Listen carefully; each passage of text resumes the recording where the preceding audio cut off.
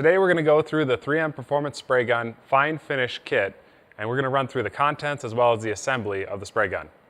You're going to notice as soon as you open the box, the first thing you'll see is the Performance Spray Gun itself.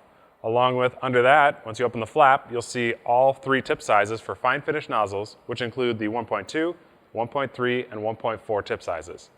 You'll also see the PPS, which has the hard cup for a standard size, along with 5 liners and 5 lids, with 4 of those being 200 micron and 1 at 125 micron.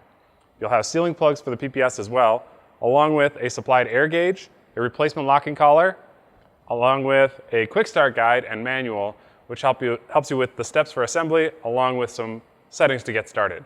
Next, we'll go through the assembly of the spray gun. First, you're going to take your spray gun, remove that foam protecting the needle, set that aside, and then select the right tip size for the job. In my case, I chose a 1.3. Now to assemble that onto the spray gun, start with the locking ring in the position that accepts the nozzle, which is a plus sign, and then slide that nozzle over the needle, bottoming it out like so. It helps hold that trigger at this point. And then lock that locking collar all the way to the stop, rotate it until it makes an X, and then that's secured and you can release the trigger. Next, we'll set up the PPS cup. Starting with the hard cup, you're going to first grab your liner and slide that into the cup. And at this point, you'd mix your coating. So put in all your components and mix that up thoroughly, and there are convenient mix ratios right on the cup to do that.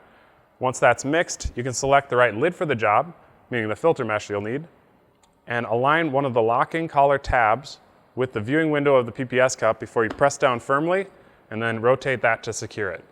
Now that your cup is ready to go, you'll grab your performance spray gun by the atomizing head and connect that to the cup, ensuring you get all 4 points connected. You'll also need to attach the supplied air gauge or your favorite regulator at this point. It's good to hand thread that on and then go ahead and grab just one wrench. You don't need to over tighten this at all, so just be gentle with that.